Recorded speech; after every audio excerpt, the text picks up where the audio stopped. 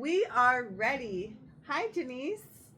Hi. You forgot to say beautifully broken. This is Beautifully Broken Authentically You Ministry, and we are going to do a video podcast and a regular podcast. And this time it's recording, so high five.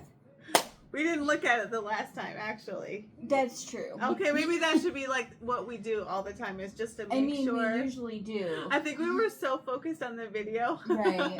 It happens. All right. Anyway, most importantly, do you want to do a podcast today? Can we? Yes, absolutely. Yes. Absolutely. And so what's God speaking to you about today? Oh, he's been talking a lot to me lately. I think I know. Wow, word. Okay. Wow. That just blew my mind right there.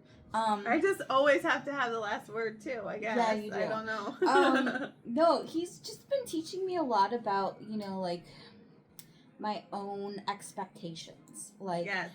I've been seeing, how the world does expectations. They expect rice. They expect instant results and gratification and all this stuff, right? Yeah. And I've been so focused on how to try to help others understand it that I forgot me. And I forgot that I also have my own expectations and I want to do things a certain way or, like, I think I mentioned it last time where, like, backup plans. Like, I want backup plans to the things that I should be doing. Right. But then I forgot to ask God. And listen to him. And listen to him. And he's been telling me for a while, like, okay, daughter, I need quiet time with you. So what did I do? I was like, okay, God, I'm gonna sit down and listen to you. And I'm gonna put on some music and get in the mood or whatever, right? To hear from you. And then he was like, no music. Yeah, how are you supposed to hear from me if you have music? That's exactly what I was convicted of. And he's like, I've been trying to tell you, like, first of all, the music wouldn't load. So that was a nice little confirmation. And then I put my ear pod in. And I'm like, okay, well, if the TV won't play music, I'll do it on my phone. And so I'm creating backup plans, that unintentionally, not knowing it. And then he's like, no, stop, put a pause. I don't want you to drown me out. Mm-hmm. You might be listening to worship music. You might be listening to good things. You might be even doing good things. But in order to hear from me, I need you to listen to my whispers. I was like, oh, whoa. But you know what? I what comes to my mind is that how often we sit down on the carpet, do our prayers, and we say, God, I need this. God, I need that. I need this. But we don't stop and listen to what he has to say. We just continue to ask for things. And so that's right. That's exactly why we would drown out his voice with music or whatever, because we're not really sometimes we're not really wanting to hear what he has to say. Right. Because we're afraid. We're afraid that he's going to tell us to do something that we don't want to do, right? Right.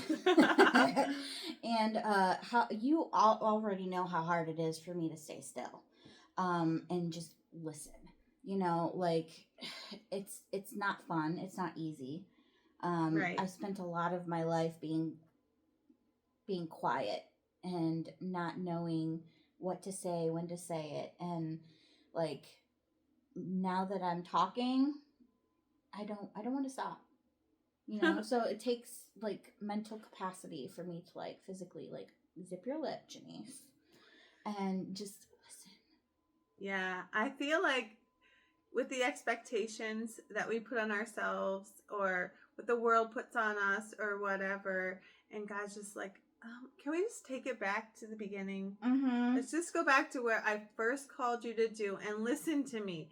Only me. I will tell you how to get there. You don't need to listen to everybody else. Right. Just listen to me. Let's take it back to the very beginning. So I just, in my head, I just keep repeating back Genesis 1:1, which is he created the heavens and the earth. And man in his image, yeah. Yeah, I mean, yeah, that's the very basics, and that's the very beginning, and those were the first words spoken. Right. So why are we going to question? Right. Yeah. Amazing. Wow. I love it. I love it all. Can I just say that? Well, I mean, we always say that. Like, our favorite things is always to talk about Jesus and to help others to want to talk about Jesus too, and to put his principles into action. That is very true. And along with the topic of being still or listening to God whisper, like, I also thought a lot about, in scripture, right before and after Jesus was going to do something like feed the 5,000 or whatever, he would go away by himself to pray with the Father, because he needed that intentional time with him, that quiet time, not drowning out by the crowds or like all the expectations that others had for him. Like, he knew his mission and he had to stay focused. Right. And so, like, he knew his focus, and it was on the Father. It wasn't on other people. And so I think that's a really awesome parallel, because it helps me to be a little bit more obedient. And the fact that if Jesus did it, he was exactly the person to, like, mimic after. Yeah. Like, we represent him. Yeah, we're his ambassadors for sure. Right. Yes, absolutely. So what else is he talking to you about? What is he talking to you about? Oh, you're going to put me on the spot? Yeah. Okay, well, you know what I wanted to talk about? What? Actually, when I say, Janice, how are you weak today? What does that mean? Oh, I like that. Okay, well, we've talked about this a lot on the Spotify podcast, but, like, I love the looks that people give us, because for me, I think the reason why we kind of both agreed on that. But anyway, what I like about that is that, like, when you ask me how I'm weak, it's like, what am I struggling with? What am I, like, trying to put into practice that I'm not doing, or not doing in a godly way? And it's like, oh, actually, I'm being weak today because I shouldn't focus on myself. I have to focus on Jesus. And I have to have his strength be more powerful in my weakness. That's how it goes, right? Yeah. Yeah. So his strength is most powerful in your weakness. I was actually thinking about that scripture today. And I was thinking about how many times it actually says that in the Bible, like in various ways. You know, I didn't really come up with a solution or a conclusion to that one yet, but because I haven't done the whole research yet. But I just was thinking about how interesting that is, and I love saying that. I mean, I love the looks from everybody too. I know. But I mean, I love the intentionality behind it. I love when we get to stop and explain it to people, like, this is why we say that look, and they're like, what does that mean? Because it's totally against the world. That's not something that you say that people so it's no wonder people are looking at you like, you're weird. Yeah. Well, I mean, we like to stand out. That's right. We don't need to fit in. That's right. That's the point, is that, that's what belief and faith in Jesus is supposed to be. You're supposed to stand out from other people. You're supposed to stand out from the world. And I was thinking a lot about that scripture today, actually, which is not surprising. But I was thinking a lot about the expectations and, the strength and the weakness part of it, but also just how God meets us where we are. And he doesn't say that we have to be perfect. Right. We just have to be willing. Yeah, we just have to be obedient. Right.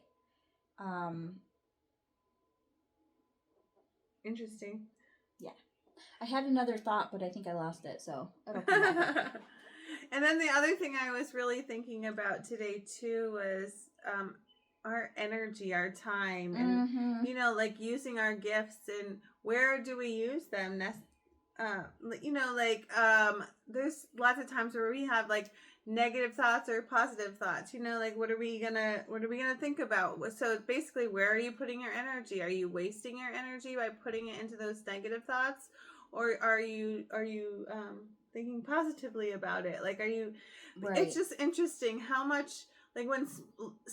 Okay, let's talk a little bit about spiritual warfare, because when you experience like something that's not of Jesus and it's not of that spiritual realm, I feel like my energy is totally drained.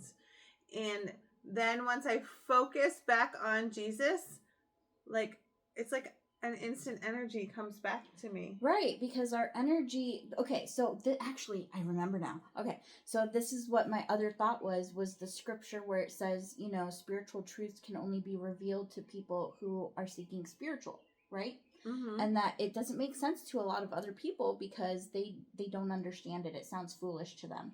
Right. And so, I think that's 2 Corinthians somewhere. But, I love it because it reminds me that, like, we all have different perceptions. Mm-hmm. And sometimes we don't always understand what is happening at that moment. But whenever we're right in the thick of it and we're about to make a huge spiritual decision, that's when the enemy will attack. Mm-hmm.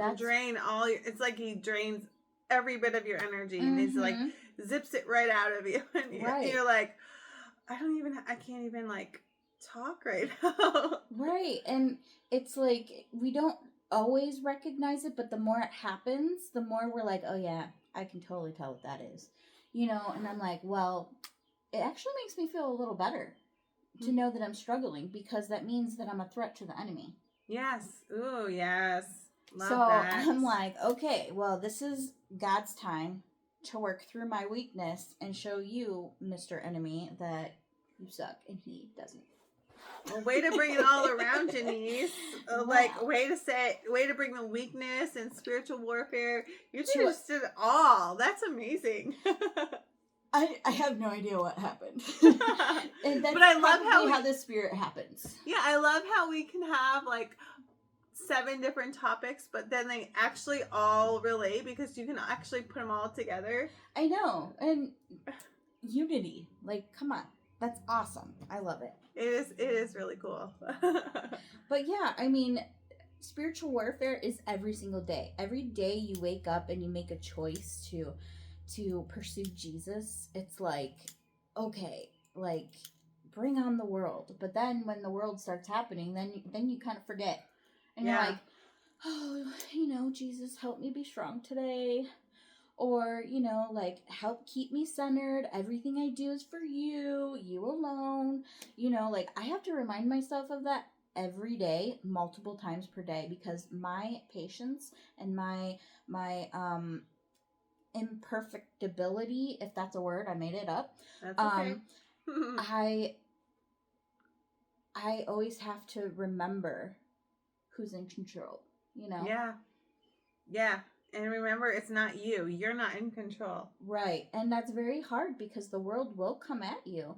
Like, sometimes I overhear other people talking or gossiping or being dramatic or something, and I'm like, I don't want to participate in that, so I just stay silent. But then there's certain circumstances where it's hard, where you kind of want to input, and it's like, nope, silence. That's when we have to display our discernment and self-control, self-discipline. Yes, I know. I always hear people say, "Oh, that's so hard to do," and I'm like, because it's self-control. It goes against what the world says you should do. Yeah, the world says, "Here's a feeling, go with that." Yeah. Let's see what and you can do. And you should act upon all of your feelings. That's what the world says. Yeah, but when you hold your feelings up to the truth of Scripture, it's never going to hold up to it. Right. Because God created us to be so intricate and detail oriented, but also, like, our mindsets have a huge role in that. Like, we don't always have to rely on what we're feeling or participate in every thought we have. You know, like, that's why it says to hold every thought captive. Yeah. Mm-hmm. You know, and that was one of the hardest things for me, and still is sometimes. It's true. So, I mean, yeah. Well, that was good for now. Okay. I think that was good for now. Thank you for listening and watching, and hit the subscribe button on both of our, I don't know what these are called, media things. All right. See you soon. Thanks. See you soon. Bye.